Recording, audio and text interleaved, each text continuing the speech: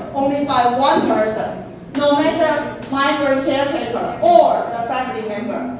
So we connect these two issues together and say that migrant workers should be included into the long-term care system so that the long-term care system can offer enough arrangement for the local and the migrant caretakers to take care of those who need. Let's go further a little bit. And this is the rally also in 2015. We are demanding for justice in caring. When we mention about justice in caring, it means those patients and also the caregivers should not be sacrificed among this caretaking work. So both parties' rights have to be paid attention to. And these are lots of the even more poor family who cannot really hire domestic helper. The family member taking care of their patients.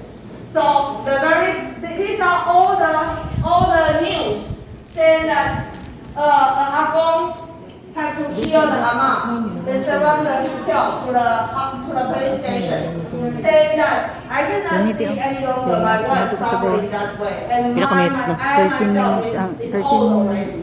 So we have this question. I better kill her and then I'll commit suicide.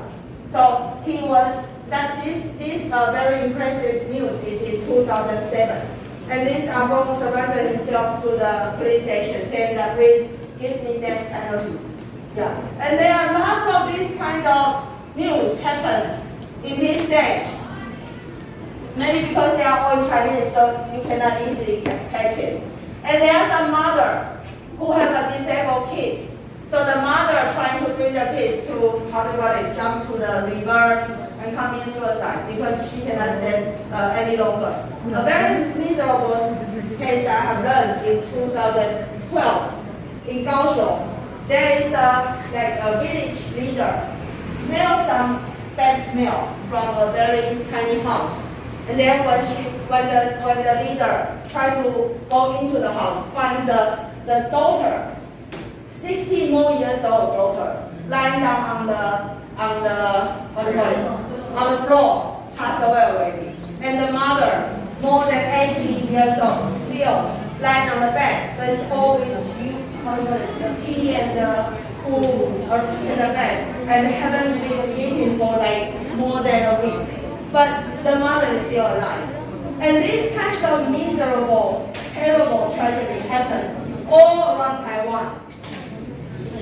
Those families who can afford to hire caretakers are not as poor as this, but there are still many other these kind of families. That's why we are asking the government. The government should not be backed off from taking care of patients and disabled families. The government should support more to the family. And not only the family, but also those who are taking care of the patients, including migrant caretakers. So that's why we need to connect domestic helper to the long-term care system so that both parties, the patient and the caregiver, should not be sacrificed. Okay. And these are something that we are more appreciate, because as you know that at the very beginning, 2003, when the first time we proposed the Household Service Act, there are lots of disabled organizations which disagree, right? They think the patient's rights should be priority than the caretaker's rights. But these people, the younger generation of the disabled social welfare organizations, when we have lots of dialogue with them, then they come to join the rally to support migrant workers' rights. And that's really amazing. These people from Hualien in the east of Taiwan, from the south, from everywhere, to join the migrant workers' rally. And I do hope someday, if you are interested, we can arrange more dialogue with them so that they can understand your difficulty and you have to understand their difficulty also, so that we can jointly together to push the government to do something. Yeah, the government always let the workers fight against the employer, the workers fight against the patients. But that's not what we want. you guys, since you are caretaker, you are willing to offer your support to the patient, to the elder, right? But too much will be not bearable. And they need help. But only from one person will not enough. What can they ask for help from? So this kind of dialogue keep happening. So we have this support from the younger generation, those disabled people. And we do appreciate that. And they join many kinds of, did you see this one? This how do you call it, the banner for that rally is against the government is too much close to the employer and the capitalist. And the system has suppressed migrant workers. So these people do join. And that's what we really appreciate. And we do hope that there will be more dialogue among these two parties. And this is also in 2018. Okay, here comes the long-term care system. And I will make it very fast. If you are interested, I'll go deeper because this is kind of complicated. Okay, these are some statistics. You can see the green one is the total population of migrant workers. Since 1992, we have migrant workers in Taiwan, and then the green one is the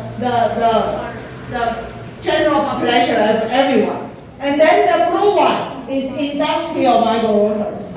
And then the light green one, this is the social welfare migrant workers. And those caretakers in the institution is very little. So many are the caretaker in the individual houses.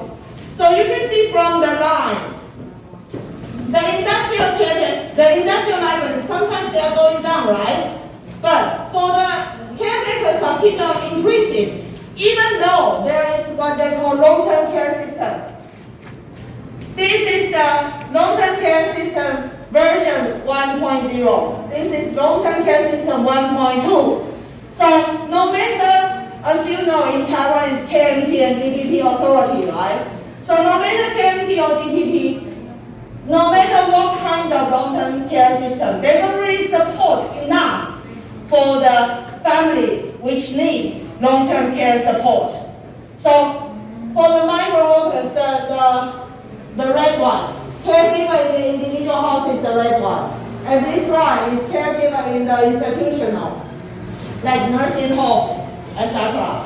So the individual house caregiver is getting increasing still, no matter in what period. So it means the long-term care from the government to support the family is not enough at all.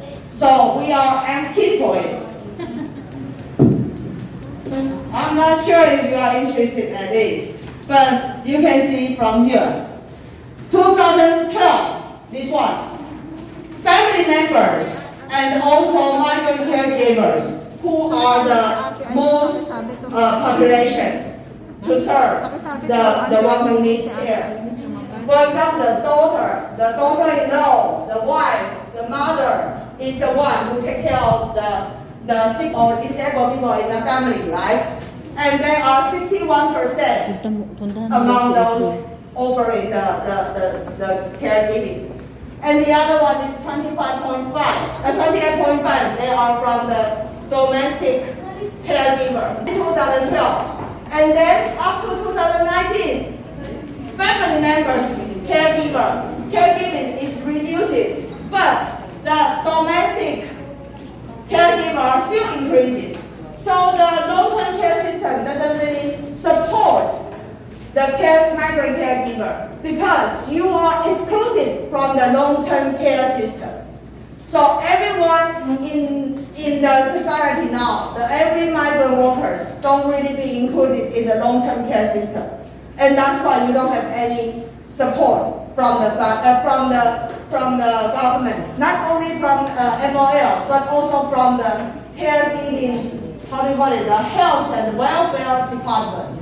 Yeah. So this one means that the Taiwan government, no matter which department, exclude you. They don't want to see you. They want you to be invisible.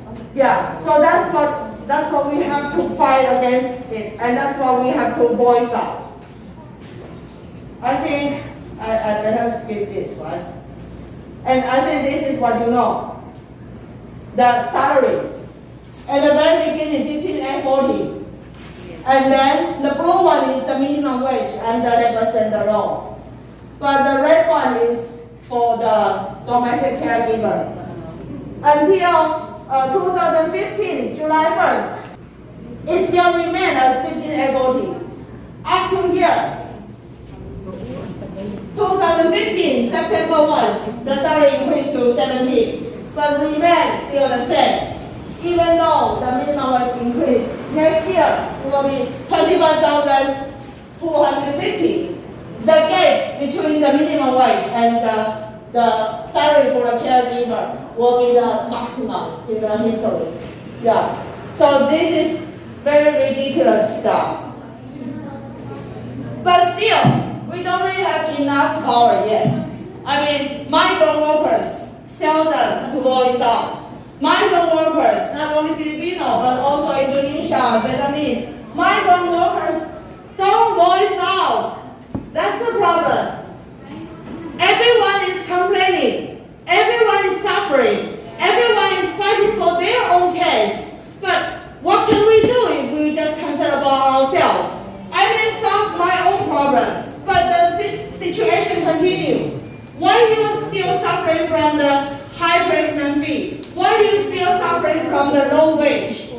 Because how many years already? Almost 3 decades. Migrant workers' voice is still not being heard. So that's why I want to show you those rallies we have. To tell you that your rights will not come down easily to your hand if you don't voice out and fight for yourself. And that's good. Eventually nowadays we have DC, we have the union. But if you don't live as a union member, if you don't live as a union member fighting for the migrant workers' rights, so no one will really respect you if you don't respect yourself. Yeah. People always say, thanks Jin for the help. And I always say, I don't want to help. I'm not really that much, that happy to help. I want my comrade to fight with me, against this kind of system, the unfair system. So every one of you, I believe, every one of you sitting here spend a whole rare holiday to join the labor education. I believe you do have the justice in your mind. You feel being treated unfairly, not only because your own individual employer, but also the system. And you can see wherever people go to UAE, people go to Hong Kong, even there are some people going to Japan. It's a popular now, right? But everywhere migrant workers go, every country are not treated well. Because sometimes of the migrant workers think, I can just